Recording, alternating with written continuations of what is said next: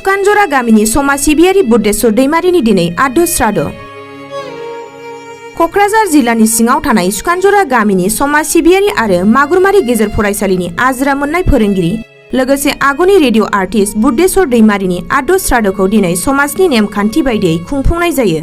सुखानजरा गामिनि गावनि आंगो नखराव दिनै रुंसारि बुद्धेश्वर दैमारिनि आद्य श्राद्ध हाबाफारियाव बाहागो लानानै रुंसारिनि सावगारियाव बिबारजों मान बावदों आसामनि बारग' मन्थ्रि प्रमिला रानी ब्रह्मजों लोगोसे जायगानि सानसुमै मेलेमजिबि आरो रायजो राजाफोरा। मख'नो गोनांदि समाज सिबियारि बुद्धेश्वर दैमारिया माखासे देहायारि लोमजानायनि थाखाय थांनाय 29 नबेम्बर हरनि 8 रिंगासो समाव अरायनि थाखाय बे बुहुमखौ नागारलाङो।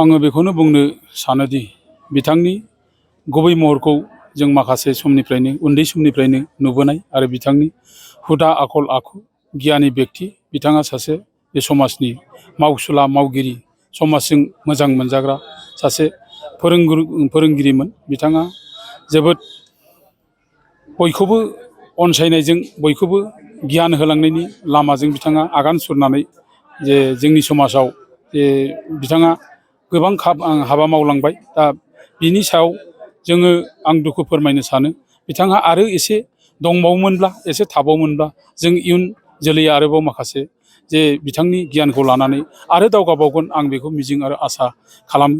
बिथाङा जाहाथे अब्लाबो बिथाङा जोंनि अननाय सिबिनाय बयनिबो सिबिनायजों जाहाथे आरोबाव इसोरनि खाथियाव आलो गोजोन थाहैनो मोनो आं बिथांखौ बेखौनो आसा आरो मिजिं थिनानै गसाइनाव बोर बियो आरो आरज गाबख'यो। नंगौ बेफोरो बाथ्रा सैथो। दा आङो बेखौ बुंनो सानो जे आंबो बिथांजोंनो समब्रा समब्रि लोगोसेयैनो मोनफ्रोमबो हाबाफारियाव आगान सुरदोंमोन। जेरै जोङो बोसोरफ्रोमबो बोसोर गोदान हेपि निउ इयार 1 जानुवारिब्ला जोङो अरुणाचल बर्डार सिजौसा सनेस्वरम धाम बेवहाय धर्म प्रसार खालामनायाव कार्बि आंलंनि फैयो, सनितपुरनि थायो, दरंनि अदालगुरिनि थायो, क'क्राझार डिस्ट्रिक्टनि थाङो, धुबुरी डिस्ट्रिक्टनि थाङो। जों खौसेथि जानानै जोङो जे धर्म प्रसार खालामनायाव बिथाङा जोबोद मेहेरगोनां बाथ्राफोर लाखियोमोन बा बाथ्राफोरखौ बुङोमोन, बिसोरनि खोथाफोरखौ बुङोमोन बा आर्यजि सनातन धोरोमनि गुबै बाथ्राफ्रा मा बेफोरखौ गोबाङैनो बिथाङा मेहेरगोनां होननानै बुङोमोन। आरो जोंनि बास्तब जिबन संसाराव थांनानै थानाय समाव जगतगुरु शुक्राचार्यआ माब्रैहाय सिद्धि जाखो आरो जों माब्रैहाय जगतगुरु शुक्राचार्य बादि जोङो आगान सुरनो हागोन, जेरै हस्तामुलुक तथकाचार्य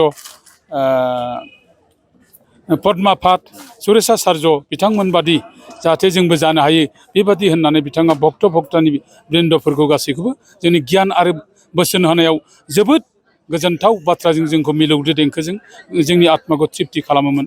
आं बिनिखायनो बिथांखौ हांख्रायबाय थायो जाहाथे बिथाङा आरोबाव बे माखासे समनि गेजेरावनो जोंनि सायाव आरोबाव सिमां मोगथां जानानै जोंखौ सिबिबाय थायोबा जोंखौ फोरोंलांबाय थायो आं बेखौनो आसा आरो मिजिं थिनानै बिथांखौनो अराय हांख्रायनाय गोसो आत्माखौ बेखेवनानै आं बिथांनिसिम बोर बिनाय थाबावबाय।